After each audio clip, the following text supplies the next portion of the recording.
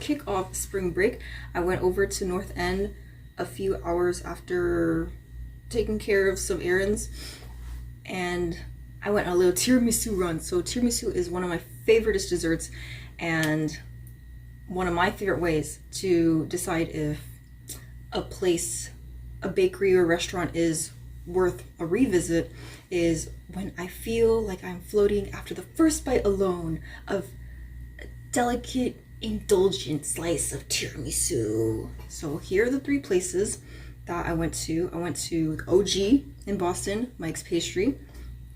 I also went to Modern Pastry, which is just around that corner. And then I also went to Bova's Bakery, which apparently also accepts credit card. And if I knew that, I could have hit another bakery that serves tiramisu as well, which is called, I'll think about it. There was one more bakery I wanted to hit up, but it's okay. Okay, so the first one I went to eat from is Mike's Pastry. Oh no! Okay, so this one feels pretty dense. I don't know if you can see this. Actually, let me see if I can pull out of the box. I don't want to drop it. So it's pretty dense. Okay. All right, let's bite into it. Look at this. Look at this beautiful dollop of frosting. Okay. Oh, this feels heavy. Let's see. Okay, so I love seeing how well soaked that the ladyfingers are. So we'll talk about the colors in the other two later. Okay, so I'm thinking this is gonna be heavy on the coffee flavor, and I think this one looks pretty soft because of the well soaked ladyfingers. Let's see.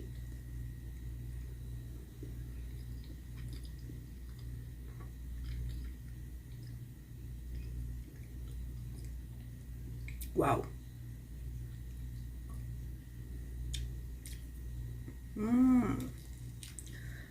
It is a little denser than the one that I really like back in Texas, but I will say this blend of mascarpone and the whipped cream and everything, I think it is a perfect proportion. It's not too sweet. I wish, personally, I do like my tiramisu on the airier side, so I think this is a really great gold standard.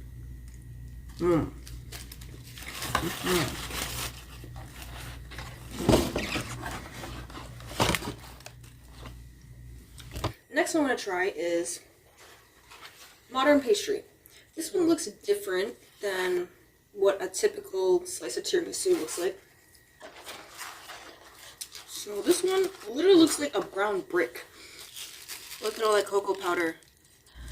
And see on the side here. Ooh. This I think is gonna be lighter for sure. Okay, let's see how we dig into this. So the layers, I'm not sure if they use ladyfingers because I'm not seeing a cross section of such finger shapes. Okay, so I'm gonna dig in. Oh, I should talk about the ratio. So this, the cake portion is very thin, and the mascarpone core takes up the inner layer of it. See, this one smells like a darker roasted coffee.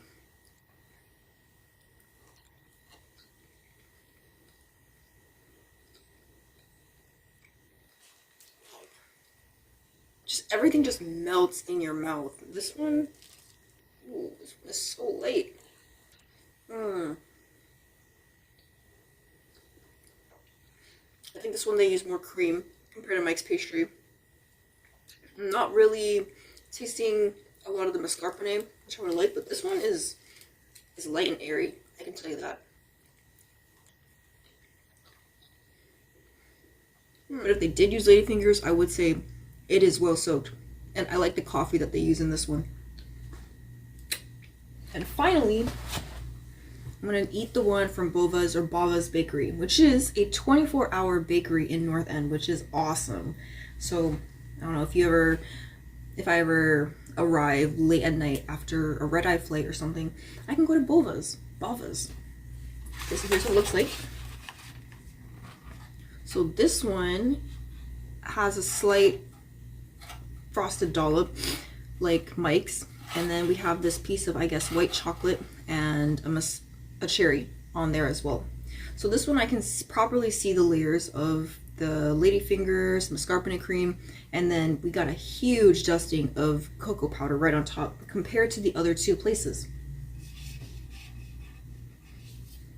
And this cocoa powder, it does smell darker, more roasted flavor compared to the other places where it was more of a sprinkling, an even spraying, if you will, of the cocoa powder. So let's dig into Bova's Bakery.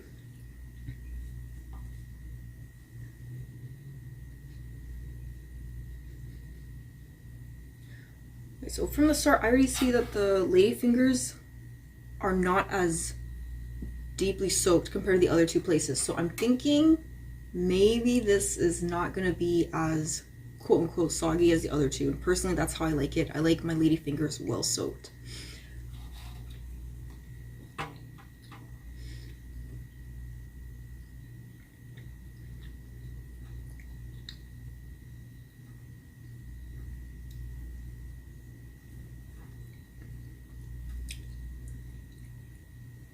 Yeah, this one tastes different. I'm gonna try to avoid the cocoa powder later this time. Yeah, I need well soaked ladyfingers, and I'm not getting that at all with this one. Did not say the best for last, I can tell you that. Respectfully. So you can see this, it's a lighter amber color compared to the darker, I'd say chocolate graham color.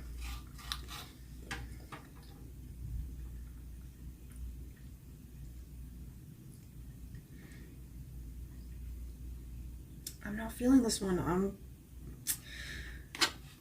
But hey, this bakery is known for their cinnamon bread, or at least their Italian bread blends is their reputation.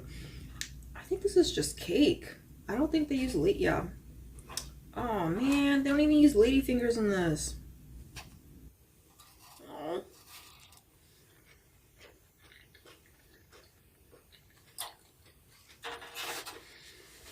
Oh, okay, so I'm gonna take a study break by reviewing 2 desserts.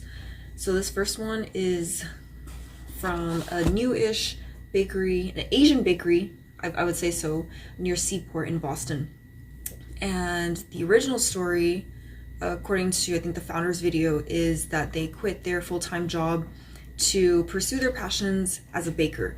And I didn't take any pictures at the bakery, but they looked phenomenal. And I got there when I landed back, or when I arrived back in Boston, and that was around 4:30, 5 o'clock, and there were about 5 to 10 pastries in the shelves. So this here is the sweet corn croissant. We're gonna try it. It's topped with charred sweet corn, and then there's a custard in there as well. I wonder if I can do the flakiness test. You hear that? Oh yeah, that is some crispy, buttery, flaky goodness. Oh.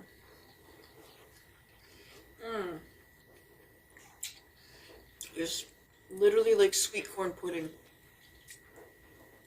I can't wait to go back to this bakery again and try their fruit-shaped pastries, try the pain au chocolat, everything else. So this croissant was about $9.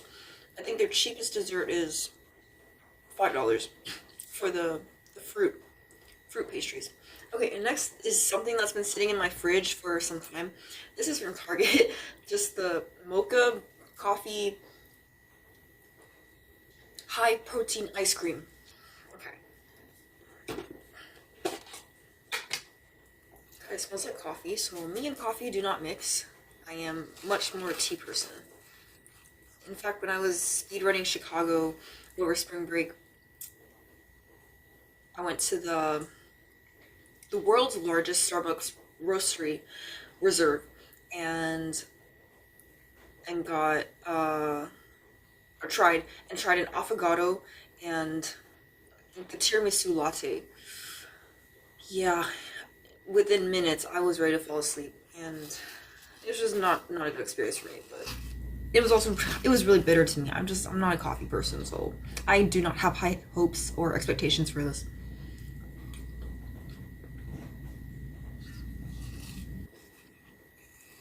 There's also little fudge swirls in here, I guess. Why does ice cream have 21 grams of protein? Who asked for that? I know there's a video essay somewhere on YouTube that talks about the proteinification of various food products nowadays.